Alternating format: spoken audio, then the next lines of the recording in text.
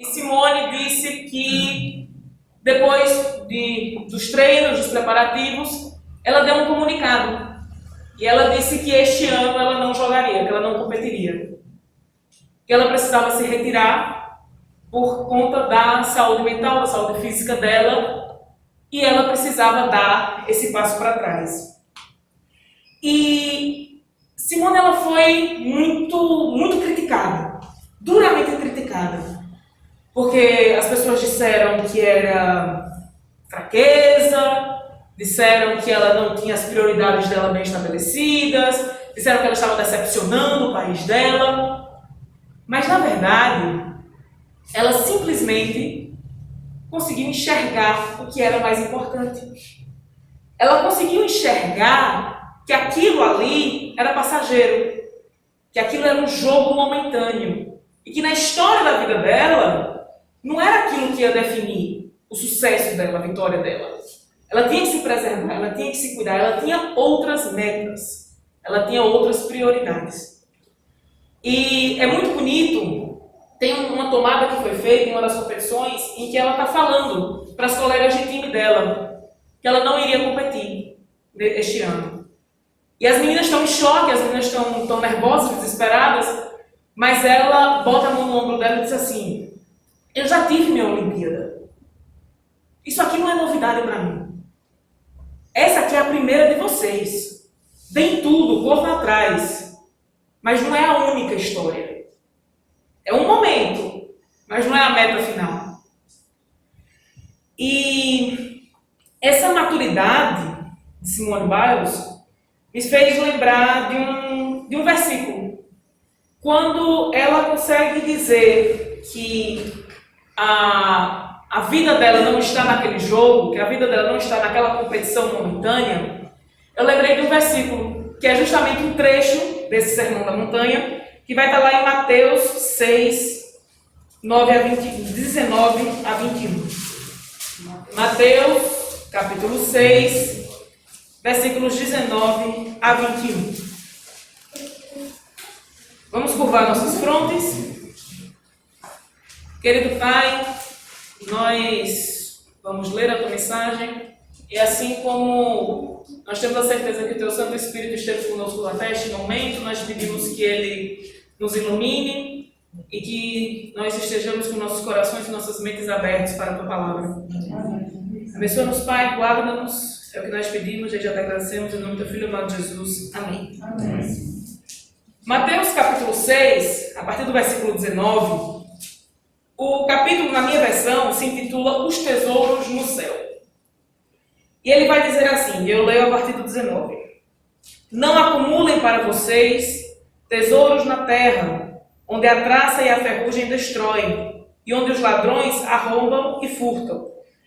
Mas acumulem para vocês tesouros nos céus, onde a traça e a ferrugem não destroem, e onde os ladrões não arrombam nem furtam. Pois onde estiver o seu tesouro, aí também estará o seu coração. E eu lembrei desse versículo porque quando eu vi a disposição de Simone Biles em desistir de uma competição em que ela era, aos olhos dos pares, a favorita, e desistir do ouro da medalha, por saber que aquela medalha não é o tesouro final dela, eu pensei na gente. E eu pensei na nossa vida aqui na Terra. E como nós estamos passando, se vamos ficar no tema, nós estamos passando por uma Olimpíada a longo prazo. Uma Olimpíada de muito mais do que 4 anos, uma Olimpíada de muito mais do que uma modalidade específica. Mas nós estamos passando por uma provação, um período de provação aqui nesta Terra. E se a gente achar que vencer na Terra, de acordo com os parâmetros humanos, de acordo com os parâmetros terrenos, se a gente achar que o nosso pódio é aqui, a gente perde a perspectiva. A gente perde o foco e a gente deixa de enxergar que isso aqui é passageiro, mas a gente está se preparando para onde? Para o céu. A gente esquece, então, de ajuntar o nosso tesouro no céu. E eu acho que, assim, uma das mensagens centrais desse sermão da montanha, e a gente vai agora passar por alguns versículos dele, é justamente Deus nos ensinando, Cristo nos ensinando a estabelecer as nossas prioridades. Cristo nos ensinando a viver, como diz aquela música, com os pés na terra, mas os olhos no céu. E isso, quando a gente muda essa perspectiva e quando a gente compreende que a nossa coroa, a nossa medalha não é essa aqui, apesar das críticas que vêm, apesar dos questionamentos e do como é que você consegue viver dessa forma, nós temos nosso alvo muito bem estabelecido. Nosso alvo está muito claro na nossa mente. Nós não somos desta terra, nós somos da eternidade. Nós somos filhos do Deus eterno. Aqui é passageiro, aqui é momentâneo, aqui é uma provação. É um capítulo, não é o final da história. Mas Mariana, e aí? O que é então viver com os olhos no céu? E nós vamos fazer uma leitura agora. Nós vamos para Mateus 5. A gente vai para o 5, vai para o 7, vai para o 6. A gente vai passear por todo o Sermão da Montanha. É um texto corrido, dividido em capítulos por uma questão didática, né? Assim que nós vamos encarar como isso. Um discurso só, um sermão só. E vamos ir e voltar. E os textos dos versículos que nós vamos ler agora, de forma alguma, eles resumem todo o sermão. São 3 capítulos lindíssimos, e 3 capítulos, meus irmãos, que nós podemos voltar e ler quantas vezes nós quisermos, porque sempre alguma coisa nova vai sair deles. Mas hoje, nós vamos ler Mateus capítulo 5. Eu vou ler, só para a gente se situar. Versículos 3, 5, 8 e 10. E depois a gente vai para o 19 a 20. Na minha versão, então, os versículos dizem assim. E vamos ler, refletindo e meditando nisso. Como viver com os pés na terra, mas com os olhos no céu. O que é que isso significa na prática para a gente hoje? A Bíblia me diz: bem-aventurados os pobres em espírito, pois deles é o reino do céu. Versículo 5. Bem-aventurados os humildes, pois eles receberão a terra por herança. Versículo 8. Bem-aventurados os puros de coração, pois verão a Deus. Versículo 10. Bem-aventurados os perseguidos por causa da justiça, pois dele é o reino dos céus. Então vamos lá, nas bem-aventuranças, na primeira parte, quais são os adjetivos que nós encontramos? Nós encontramos mansos, pobres em espírito, nós encontramos humildes, nós encontramos, nos versículos que nós lemos, aqueles perseguidos por causa da minha justiça. Nos anteriores ele vai dizer aqueles que são pacificadores, aqueles que têm sede de justiça. Versículos 19 a 20, ele vai dizer o seguinte: todo aquele que desobedecer a um desses mandamentos, ainda que dos menores, e ensinar os outros a fazerem o mesmo, será chamado menor nos reinos dos céus. Mas todo aquele que praticar e ensinar estes mandamentos será chamado grande no reino dos céus. Pois eu lhe digo que se a justiça de vocês não for muito superior à dos fariseus e mestres da lei, de modo nenhum entrarão no reino dos céus. E a gente vai, antes de comentar essa passagem, para Mateus 7, 21. Vamos fazer uma leitura conjunta, Mateus 7, 21, com o que nós vimos em Mateus 5, 19 a 20.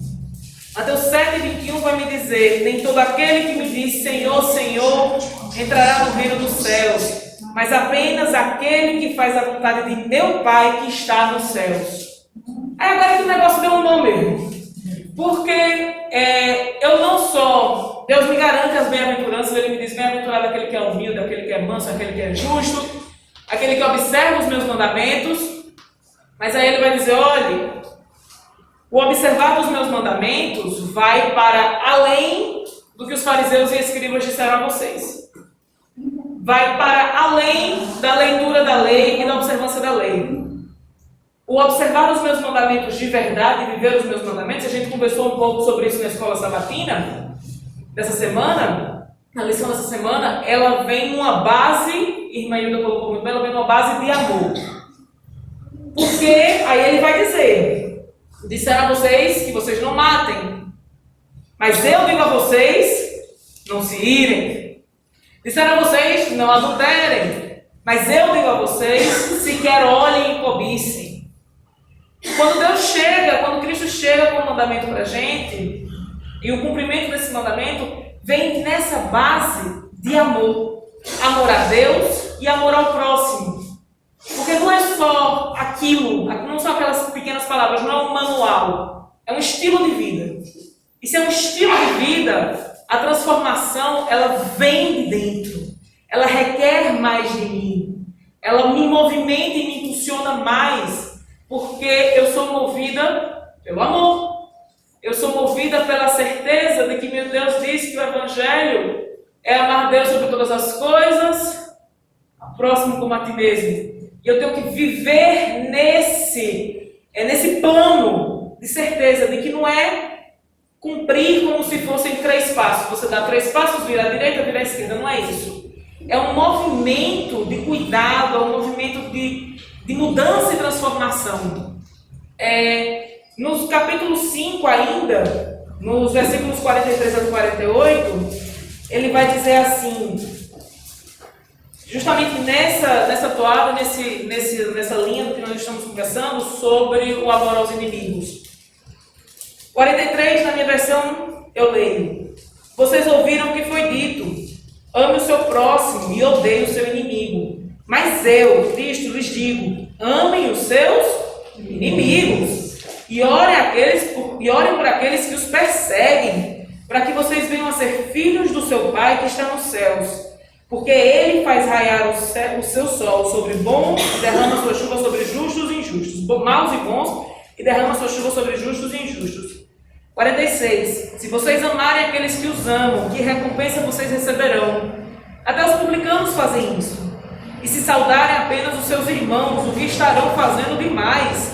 Até os pagãos fazem isso. 48 diz, portanto, sejam perfeitos como perfeito é o Pai Celestial de vocês. E nós sabemos aqui que por muitas vezes esse termo, sejam perfeitos, ele foi deturpado pelas pessoas que dizem, tá vendo, você tem que viver você vai atingir perfeição aqui na Terra.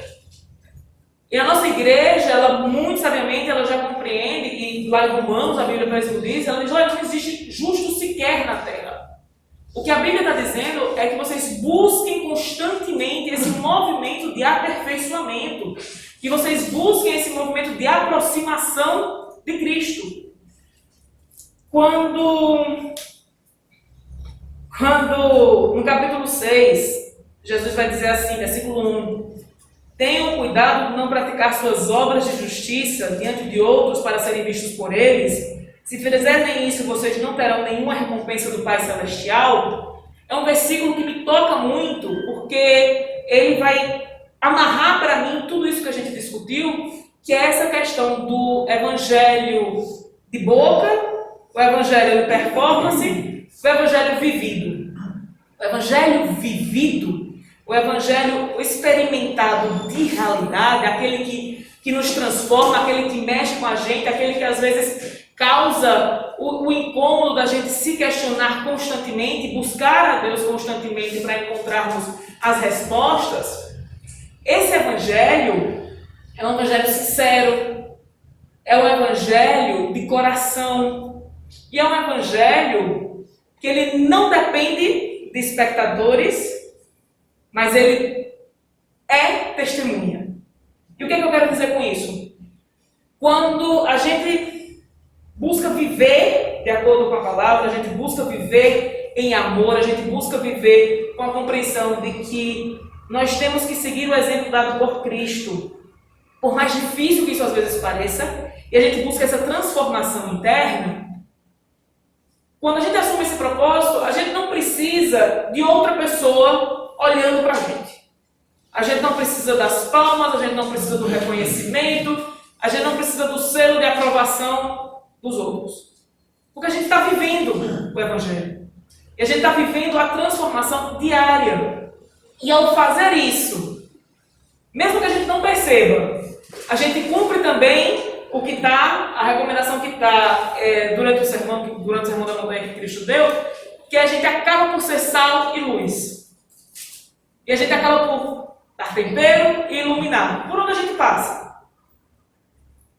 Fazendo de forma discreta, fazendo de forma sincera. A gente testemunha rios e fundos O nosso testemunho ele é muito mais eloquente, muito mais forte, muito mais efetivo quando a gente assume o propósito e como Cristo recomendou, viver amando a Deus sobre todas as coisas e ao próximo como a nós mesmos. E a Bíblia nos ensina que esse próximo, que a gente acabou de ler, esse próximo não é aquela pessoa que eu gosto, aquela pessoa que me faz bem, aquela pessoa que é minha amiga, minha camarada, que está guardada a 7 chaves no meu peito, como diz a música. O meu próximo é o meu inimigo. E o meu inimigo aqui, aquele que é diferente de mim, aquele que tem um jeito de viver diferente do meu, aquele que de repente professa coisas diferentes da minha. Quando Cristo choca tanto no seu ministério, é porque ele anda e ele conversa com aquelas pessoas que a sociedade da época dizia que não se deveria andar e conversar. Ele come e divide o pão num rito que era muito importante na época, que era o dividir a mesa, dividir o pão, dividir a água, com aqueles que a sociedade dizia que era para excluir, que era para deixar para trás, que não mereciam, que não eram o povo certo, que não viviam da forma certa. E a gente tem que ter muita maturidade quando a gente pensa nisso, porque isso vai nos tirar da nossa zona de conforto. Isso vai nos sacudir. Isso vai nos forçar a ir para o mundo com outro olhar, com outra visão. E não é. É muito mais fácil eu me cercar daqueles que são iguais a mim. Eu me cercar daqueles que caminham da mesma forma que eu caminho, daqueles que vivem da mesma forma que eu vivo. Mas Deus diz, olhe, quando eu digo a você que você vá e dê testemunho da minha palavra, eu digo a vocês, no Pentecostes, ele diz, vão por toda a terra. Falem para todas as pessoas. A gente, claro, a gente dá testemunho porque a gente está firme na nossa convicção. A gente tem certeza daquilo que a gente crê e da forma como a gente vive. E isso não vai ser abalado. E a gente não ser abalado na nossa convicção não significa que a gente deva cortar as pessoas do nosso convívio. Porque se nós temos que iluminar, é onde não existe luz ainda. E se nós temos que temperar, é onde não existe sal ainda. Então, a nossa caminhada aqui, ela passa a ser não só uma caminhada em prol de uma vida de acordo com os princípios de Deus, os princípios bíblicos, e uma vida que tem como perspectiva que o nosso tesouro não deve ser ajuntado aqui, que a nossa medalha não é aqui, mas a nossa coroa é celestial, mas ela também passa a ser a certeza de que, movidos por esse amor, movidos por esse espírito, nós vamos querer transbordar isso. E nós vamos transbordar e vamos estar cumprindo a palavra quando Deus diz que nós temos que testemunhar, quando Deus diz que nós temos que pregar, que nós temos que falar dele para as pessoas que ainda não conhecem dele. E a gente fala, e a gente já conversou isso várias vezes, a gente fala dele, às vezes sem precisar usar palavras. Na nossa conduta profissional, na nossa conduta com o vizinho, na forma como a gente caminha e trata as pessoas no nosso dia a dia. Tem aquela frase que eu gosto muito, que eu já falei aqui várias vezes, que é um dizer de algum pastor, que ele diz assim: pregue, pregue, pregue, pregue, e se necessário for, abra a Bíblia. E se necessário for, use palavras. A gente prega na nossa conduta, a gente prega no nosso estilo de vida, a gente prega na forma como a gente se porta diante deste mundo. E assim, a gente nem sempre a gente é ovacionado por essa forma de viver. Nem sempre as pessoas vão dizer que a gente está fazendo da forma certa. Pelo contrário, muitos vão dizer que a gente está sendo besta, que a gente vai ficar para trás, que a gente, não sei, que vão tirar proveito do nosso bom coração, da nossa ingenuidade, alguma coisa assim. Mas para todos esses, a única coisa que a gente pode dizer é: o meu parâmetro e a minha regra não é sucesso na Terra. Minha meta está muito além disso. Quando Simone Biles diz: eu não vou jogar, eu não vou competir, porque existe muita vida minha para além das Olimpíadas. Nós devemos dizer: olha, eu não vou comprar essa forma de viver terrena. Eu não vou compactuar com esse estilo de vida que busca derrubar, que busca segregar, que busca separar as pessoas, que é preconceituosa. Porque existe muito mais vida para mim além desta terra. Meu foco é a vida eterna.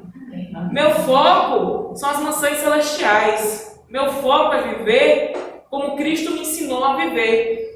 Que é uma vida de respeito, de obediência e de amor.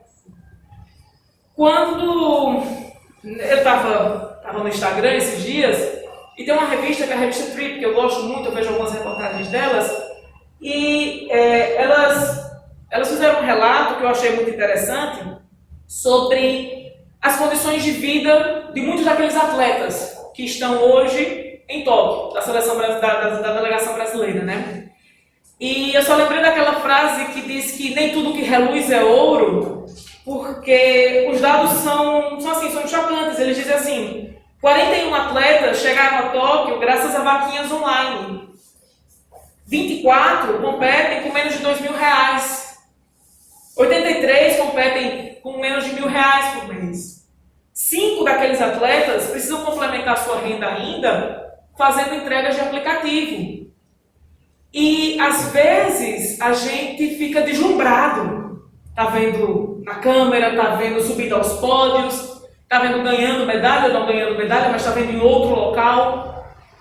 E a gente ignora as dificuldades que estão por trás. E a gente ignora que por trás daquele rosto com o uniforme oficial, arrumado, com a maquiagem, nas câmeras e sendo ovacionado, existe uma pessoa que está passando por muita dificuldade, porque simplesmente não tem do Estado o apoio necessário que o esporte deveria ter.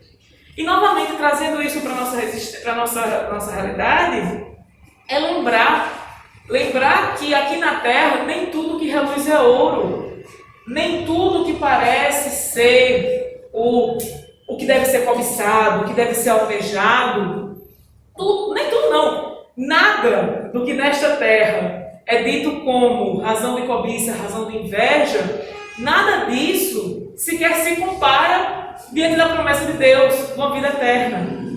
E isso vai estar, vão ser os últimos versículos que nós vamos ler, para que a gente vai caminhando para o encerramento, vai estar em Mateus 6, 31 a 34. Mateus 6, 31 a 34, para mim, é uma das melhores respostas para a pergunta das pessoas que chegam para a gente e dizem: mas você tem certeza? Mas como é que você vai fazer nas suas amizades? Mas como é que você vai fazer para viver assim no seu casamento? Mas como é que você vai fazer para viver assim no seu trabalho? Mas como é que você vai fazer para viver assim? Você não fica angustiado? Você não vai dar conta? Viver dessa forma não dá futuro, acorda, muda a tua forma de pensar e nem viver como a gente vive. A melhor resposta para mim, uma das melhores respostas para mim é Mateus 6, 31 a 34. E na minha versão, o capítulozinho se chama As Preocupações da Vida. Daí a gente já começa bem. E a resposta da Bíblia é 31. Portanto, não se preocupem dizendo: o que vamos comer, o que vamos beber, o que vamos vestir. Pois os pagãos é que correm atrás dessas coisas, mas o Pai Celestial sabe que vocês precisam delas. Busquem, pois, em primeiro lugar o reino de Deus e a sua justiça, e todas essas coisas lhes serão acrescentadas. Portanto, não se preocupem com o amanhã, pois o amanhã terá suas próprias preocupações. Basta a cada dia o seu próprio mal. Deus diz: olhe, não é que eu esteja aqui ignorando as necessidades que vocês têm na terra. Eu sei que vocês precisam de coisas práticas no dia a dia. O que eu estou garantindo a vocês é que tudo isso vos será assegurado. Basta que vocês priorizem o que deve ser realmente prioridade, que são as coisas de Deus, que é a palavra de Deus, que é o viver conforme a instrução divina.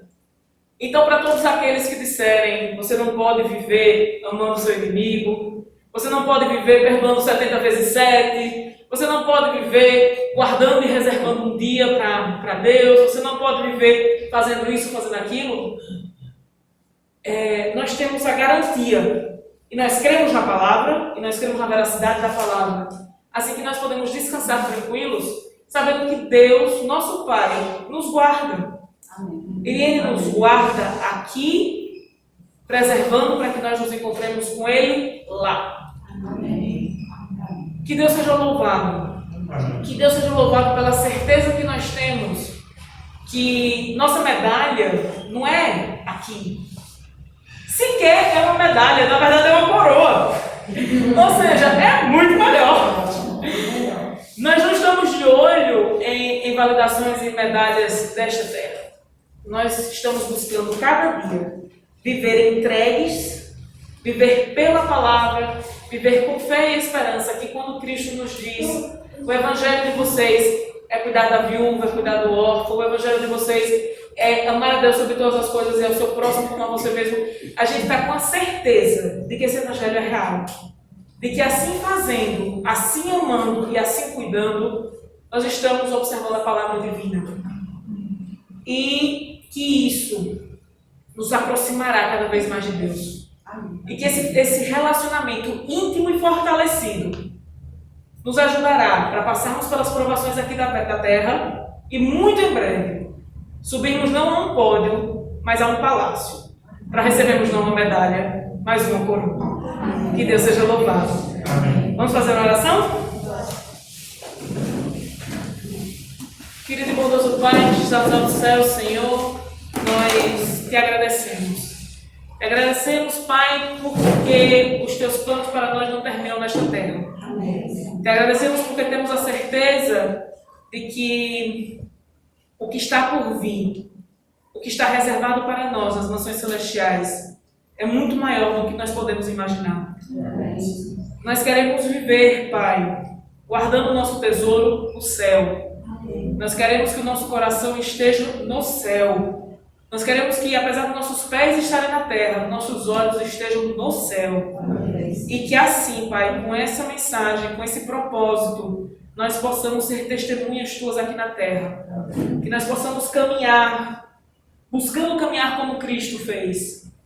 Cuidando, pregando, amando, falando com as pessoas, se importando com elas, independente das diferenças, Pai, mas sendo testemunha do Teu amor, sendo testemunha da Tua verdade e sendo a luz e o sal que esta terra tanto precisa. Amém, Senhor. Nós pedimos, Pai, que o Senhor continue nos abençoando, que abençoe nossas famílias, nossos lares, nossos irmãos que não puderam estar aqui, Pai, que os Teus santos anjos continuem acampando em suas casas. Amém. E aqueles que nos assistem pelas páginas de YouTube, pela transmissão, que o Senhor seja também com todos eles, Pai, que o Santo Espírito toque os seus corações. Amém. E que eles sintam o amor que nós buscamos sentir. Que eles sintam, que eles tenham a certeza que nós temos de que muito mais do que medalhas terrenas, nós almejamos uma coroa eterna. Abençoa-nos, Pai, leva-nos em paz para os nossos lares. É o que nós pedimos, desde já te agradecemos. Em nome do Teu Filho amado Jesus. Amém.